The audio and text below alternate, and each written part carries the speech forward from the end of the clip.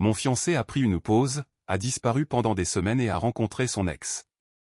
Maintenant, il veut reprendre nos projets de mariage.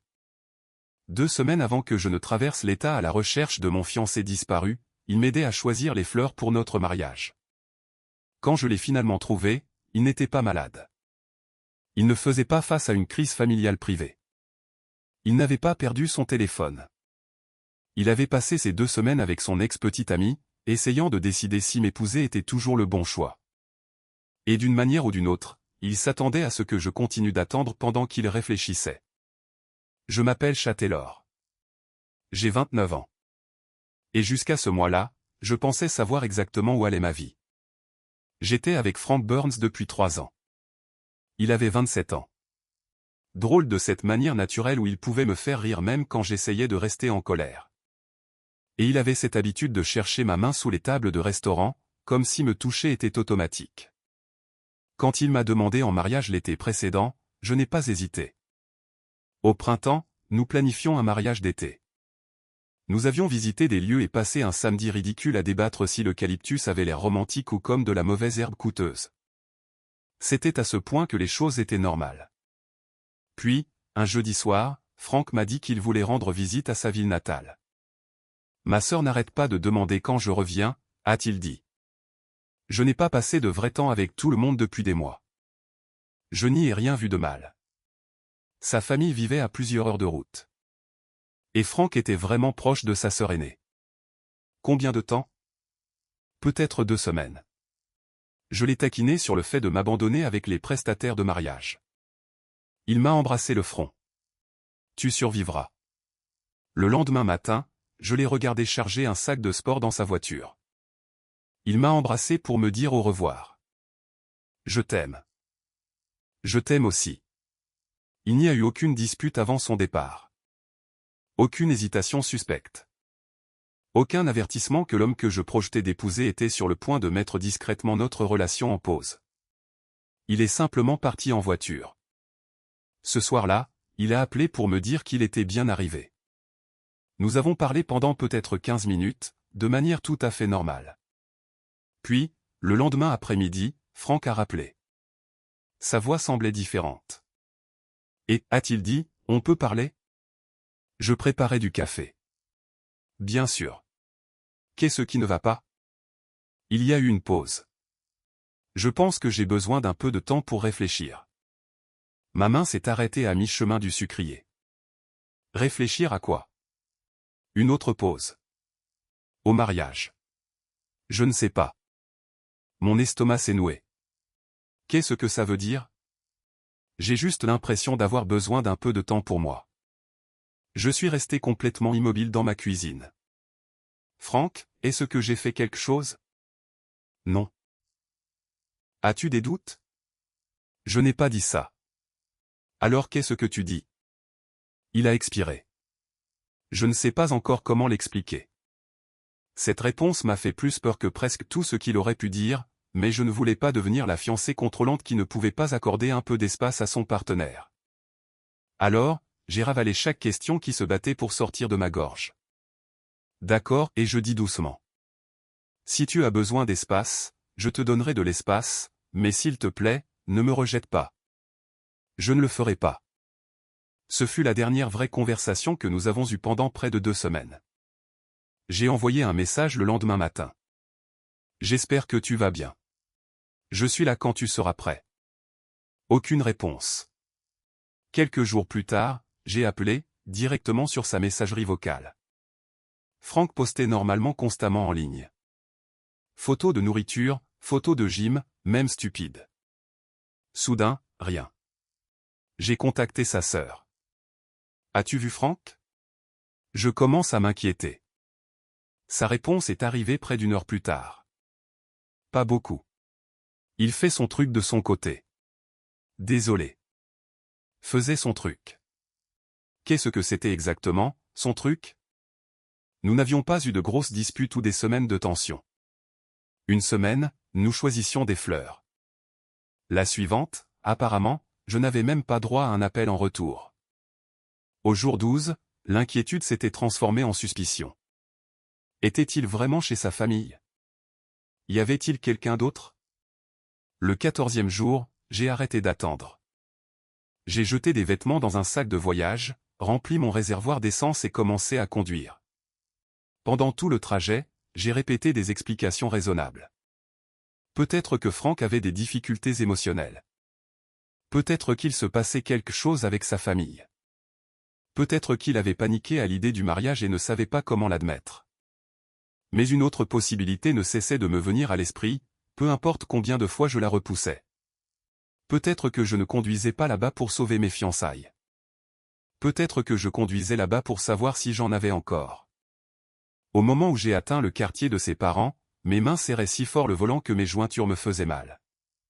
Sa voiture était dehors. Au moins, je savais qu'il était là. J'ai frappé. Des pas se sont approchés. Puis la porte s'est ouverte. Franck s'est figé. Cette expression m'en a dit plus que n'importe quel texto n'aurait pu le faire. Chat? Salut. Qu'est-ce que tu fais ici? Pas exactement l'accueil que vous attendez de l'homme que vous êtes censé épouser. Tu as arrêté de me répondre. Je t'ai dit que j'avais besoin d'espace. Tu as dit que tu avais besoin de temps. Tu n'as pas dit que tu disparaissais. Il a jeté un coup d'œil derrière lui, puis s'est écarté. Entre. Nous nous sommes assis dans le salon. Franck est soudainement devenu fasciné par des questions sans importance. Comment était la circulation? Bien. Tu veux de l'eau? Non. Tu as faim? Non. Finalement, je l'ai regardé droit dans les yeux. Franck. Il s'est arrêté. Qu'est-ce qui se passe? Ses yeux sont tombés sur le tapis. J'ai essayé de comprendre certaines choses. Quelles choses? Silence. Mon cœur a commencé à battre à tout rompre. Puis Franck s'est frotté les deux mains sur le visage. J'ai croisé Chloé. Je connaissais le nom immédiatement. Chloé Bennett, son ex-petite amie. La relation sérieuse avant moi. Je l'ai dévisagée. Quand? Le deuxième jour où j'étais ici. Nous nous sommes vus à l'épicerie. Quelque chose dans sa voix a fait se retourner mon estomac. Et nous avons parlé. J'ai presque ri parce que personne ne laisse tomber sa fiancée pendant 2 semaines à cause d'une conversation à côté des légumes surgelés. Combien de discussions? La mâchoire de Franck s'est crispée. Chat, combien? Nous avons passé du temps ensemble. Voilà.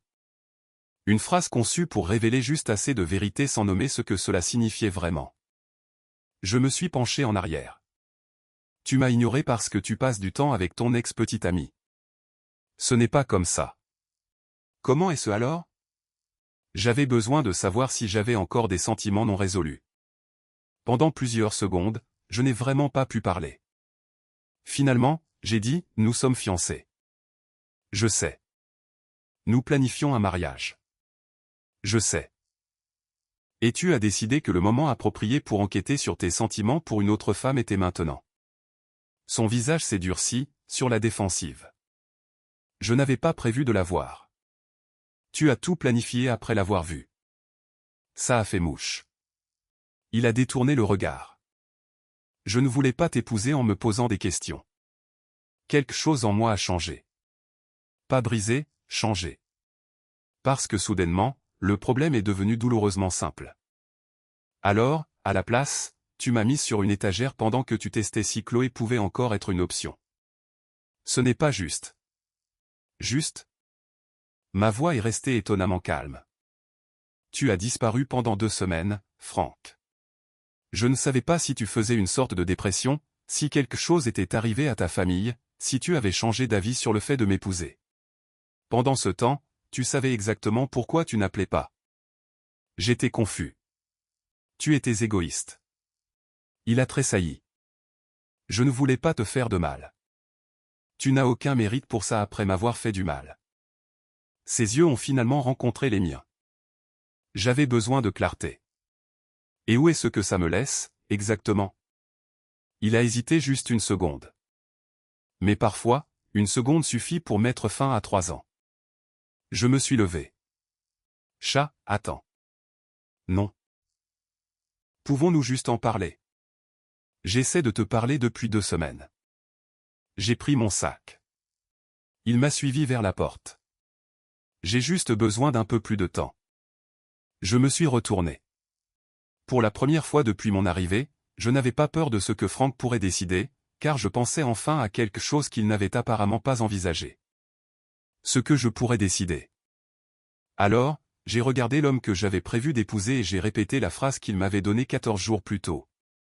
Je pense que j'ai besoin d'un peu de temps pour réfléchir. Ses yeux se sont écarquillés. Chat? Mais je m'éloignais déjà. Le trajet de retour a semblé interminable. À mi-chemin, j'ai dû m'arrêter dans une station-service parce que les larmes avaient brouillé la route devant moi. Ce n'était même pas Chloé qui faisait le plus mal. C'était de réaliser que Frank avait cru que je resterais exactement là où il m'avait laissé pendant qu'il comparait son passé à son avenir. Quand j'ai finalement raconté à mon ami Marcus ce qui s'était passé, il a secoué la tête. Si tu es fiancé à quelqu'un, tu ne fais pas passer une audition à son remplaçant. Cette phrase m'est restée.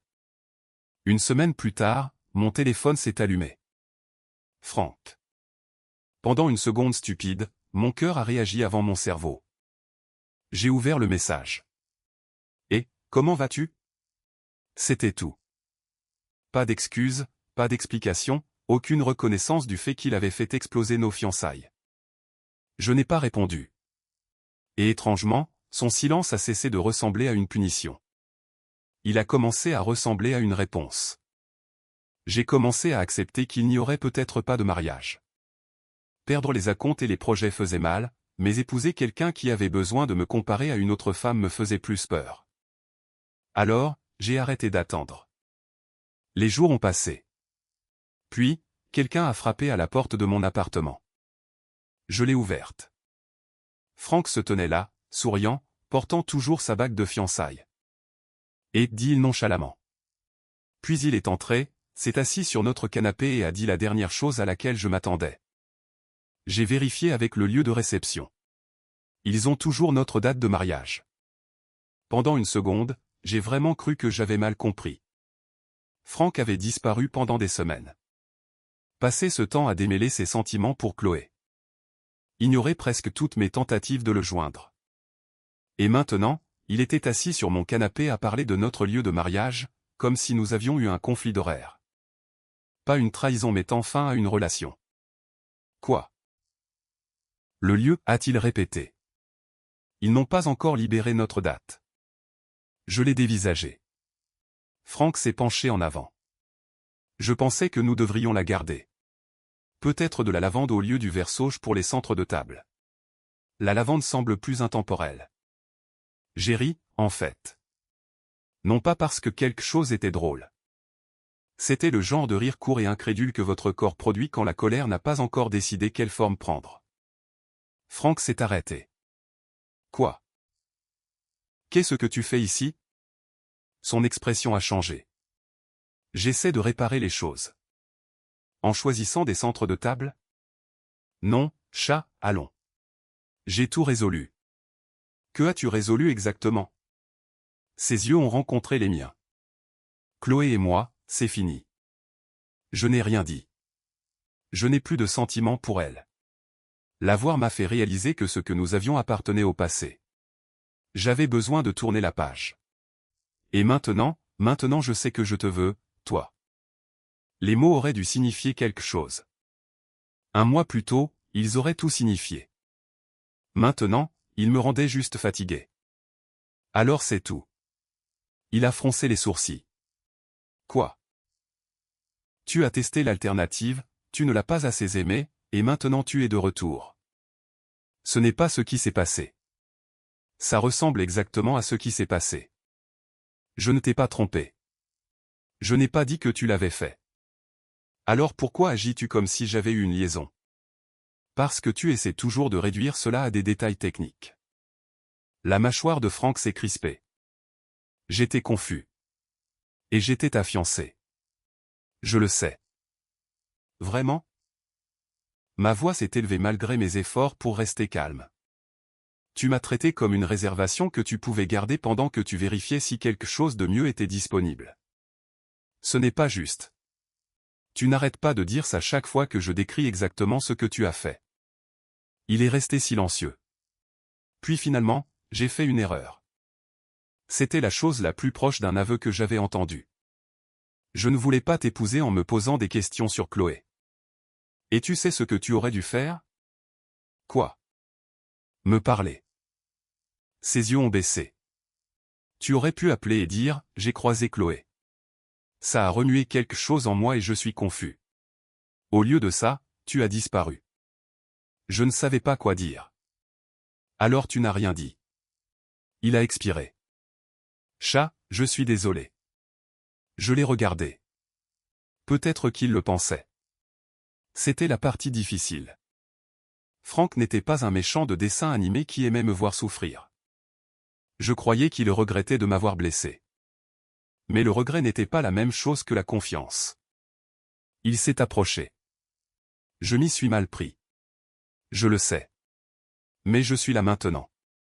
Je ferai tout ce qu'il faut pour arranger ça. Tout ce qu'il faut. Oui. Mes yeux sont tombés sur sa main.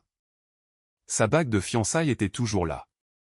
La même bague que j'avais mise à son doigt après avoir dit oui pour passer le reste de ma vie avec lui. Pour une raison quelconque, l'avoir a tout rendu soudainement clair. Enlève-la. Franck a suivi mon regard. Quoi? La bague. Son visage a changé. Chat, enlève-la. Tu ne le penses pas. Si. Il m'a dévisagé pendant plusieurs secondes.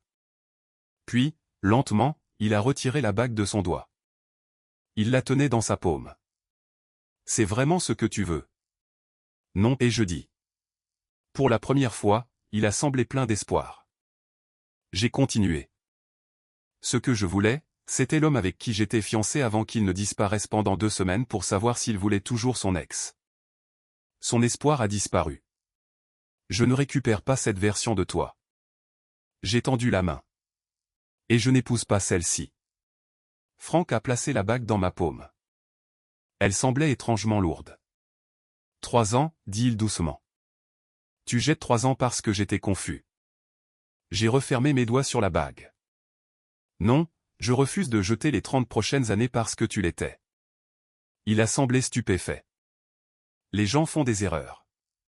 Oui. Et les couples les surmontent, parfois. Alors pourquoi ne veux-tu même pas essayer? Parce que je ne te fais plus confiance. Cela l'a réduit au silence. Que se passera-t-il la prochaine fois que tu seras confus, Franck? Que se passera-t-il quand le mariage deviendra difficile?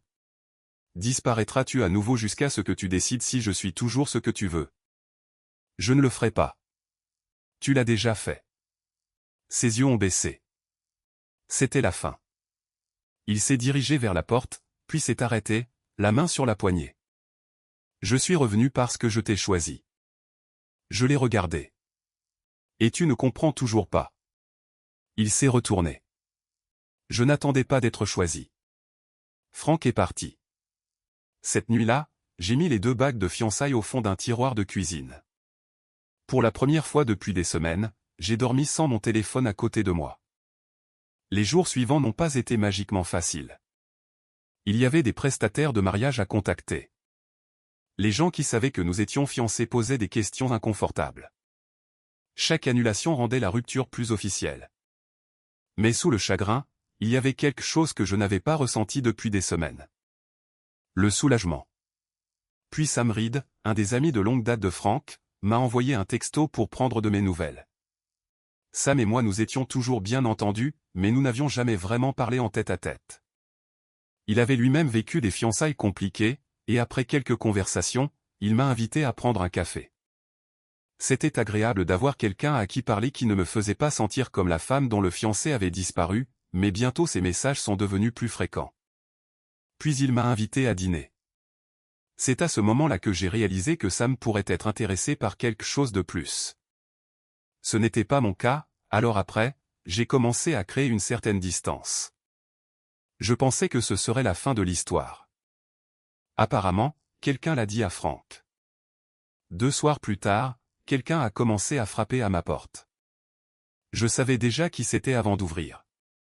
J'ai ouvert la porte, mais je suis resté dans l'embrasure. Tu as vu Sam, a exigé Frank. J'ai cligné des yeux. Bonjour à toi aussi. Mon ami, chat. L'arrogance pure m'a presque impressionné. Pourquoi t'en soucies-tu? Parce que c'est mon ami. Et c'est humiliant. Je l'ai dévisagé. Humiliant. Oui. Quelque chose de froid s'est installé en moi. Tu as laissé tomber ta fiancée pour explorer des sentiments non résolus avec ton ex-petite amie, mais le fait que je dîne avec un homme célibataire après la fin de nos fiançailles est humiliant pour toi. Son visage s'est crispé. C'est différent. Bien sûr que c'était différent. Tout était différent quand c'était Frank qui était blessé. Nous avons fini les jeudis. Avec qui je prends un café ou dîne ne te regarde pas. Alors tu passes juste à autre chose? À quoi t'attendais-tu exactement? Je suis revenu. Je ne pouvais presque pas croire qu'il l'avait dit. Tu es revenu. J'ai réalisé que je t'aime. Et je t'ai dit qu'il était trop tard. Sa voix s'est élevée. On n'efface pas 3 ans comme ça. Tu as réussi à m'effacer pendant 2 semaines. Frank est devenu silencieux. Tu dois partir. Son visage est devenu rouge. Alors c'est tout. Oui. Tu choisis vraiment ça? Je choisis de ne plus avoir cette conversation. Il m'a dévisagé. Tu penses que tu vaux mieux que moi maintenant? Non. J'ai soutenu son regard. J'ai juste finalement arrêté de te laisser décider de ce qui m'arrive. Sa mâchoire s'est crispée. Tu vas regretter ça. Les mots étaient calmes. Cela les a rendus pires. Je n'ai pas bronché. Est-ce une menace? Il m'a dévisagé. Ne pense pas que je vais laisser passer ça. Il n'y a rien à laisser passer, Frank. C'est fini. Pendant plusieurs secondes, aucun de nous n'a bougé. Puis il s'est retourné et s'est éloigné. J'ai fermé la porte et l'ai verrouillée derrière lui. Je me suis dit qu'il était en colère, humilié, qu'il se calmerait une fois qu'il aurait accepté que les fiançailles étaient vraiment terminées.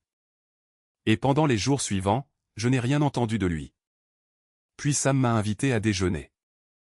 J'ai accepté parce que je voulais m'assurer qu'il n'y avait aucun malentendu entre nous. À mi-chemin du repas, je lui ai dit directement. Sam, j'apprécie que tu aies été là pour moi, mais je ne cherche pas une autre relation. Je ne veux que de l'amitié. Son visage s'est décomposé pendant une seconde. Puis il a hoché la tête. Ami. Ami. J'ai quitté le restaurant soulagé, jusqu'à ce que j'atteigne ma voiture. De l'autre côté de la rue, à un demi-pâté de maison, un homme était appuyé contre un lampadaire, son téléphone à la main. Il a baissé les yeux au moment où je l'ai remarqué. Mais j'avais passé 3 ans à mémoriser cette posture. C'était Frank. Et soudain, ces mots de mon seuil de porte ne sonnaient plus comme de la colère. Ne pense pas que je vais laisser passer ça. Je n'ai pas confronté Frank devant le restaurant. Pendant quelques secondes, je suis resté à côté de ma voiture, faisant semblant de chercher dans mon sac à main tout en le surveillant du coin de l'œil. Il ne m'a plus jamais regardé directement. Il fixait juste son téléphone. C'était peut-être une coïncidence. C'est ce que je me suis dit. Frank avait des amis dans le quartier. Il y avait des restaurants à proximité. Les gens se retrouvent parfois aux mêmes endroits. Alors, je suis monté dans ma voiture et je suis rentré chez moi. 3 jours plus tard, sa voiture était garée à un demi-pâté de maison de mon appartement. Même berline sombre, même bosse près du pare-chocs arrière. J'ai ralenti. Il n'y avait personne à l'intérieur. Je me suis garé, je suis monté et j'ai verrouillé ma porte. 20 minutes plus tard, j'ai regardé par la fenêtre. La voiture était partie. C'était plus difficile à justifier. Pendant les jours suivants, je ne l'ai pas revu. J'ai commencé à me demander si j'avais surréagi.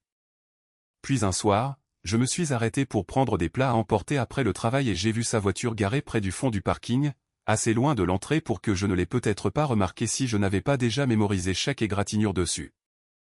Mes mains se sont crispées sur le volant. Cette fois, je ne me suis pas raconté une histoire réconfortante. Je suis entré, j'ai pris ma nourriture et je suis parti. Frank ne m'a jamais approché. Mais 15 minutes plus tard, quand je suis arrivé dans mon quartier, la même berline était garée dans la rue de mon appartement. Le peu de doute que j'avais a disparu. Il me suivait. Je suis entré directement, j'ai verrouillé la porte et j'ai sorti mon téléphone.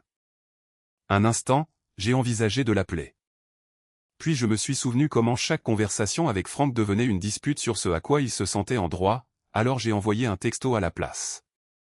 Franck, j'ai remarqué que tu étais devant le restaurant et près de mon appartement. Arrête de me suivre. Ce n'est pas sain, et ça ne changera rien entre nous. J'ai regardé le message, puis j'ai ajouté, ne viens plus à mon appartement. Envoyé. Rien. Pas de bulle de frappe. Pas de réponse en colère. Pas de déni. D'une manière ou d'une autre, ce silence m'a dérangé davantage. J'ai vérifié la fenêtre 20 minutes plus tard. Sa voiture était partie. Le lendemain matin, elle n'était pas là. Elle n'y était pas non plus quand je suis rentré du travail. Un jour est passé, puis 3, puis une semaine. Franck a disparu de ma vie aussi brusquement qu'il avait disparu de notre relation en premier lieu. Sauf que cette fois, je n'attendais pas qu'il revienne. J'ai annulé le dernier rendez-vous pour le mariage, j'ai déplacé le dossier du mariage de mon bureau et j'ai commencé à dire oui quand des amis m'invitaient à sortir. Sam m'envoyait occasionnellement des textos, mais il respectait la limite que j'avais fixée. Lentement, ma vie a recommencé à me ressembler. Puis un dimanche, j'ai finalement ouvert le tiroir de la cuisine où j'avais mis nos bagues. Je ne les avais pas touchées depuis la nuit où Franck était revenu. Pendant un moment, je les ai juste regardées. Ces bagues avaient autrefois représenté la certitude. Maintenant, elles me rappelaient avec quelle facilité j'avais confondu un plan avec une promesse. Franck était revenu en croyant que parce qu'il m'avait choisi après Chloé, tout pouvait simplement reprendre. Le lieu, les fleurs, les centres de table, l'avenir que nous avions prévu. Mais pendant qu'il décidait entre son passé et son avenir, il m'avait donné le temps de prendre une décision, moi aussi. Quelqu'un peut vous aimer et quand même vous traiter d'une manière qui rend impossible la construction d'une vie avec lui. L'erreur de Franck n'était pas de se sentir confus à propos de Chloé. Son erreur était de croire que cette confusion lui donnait la permission de me mettre en attente pendant qu'il explorait ses options.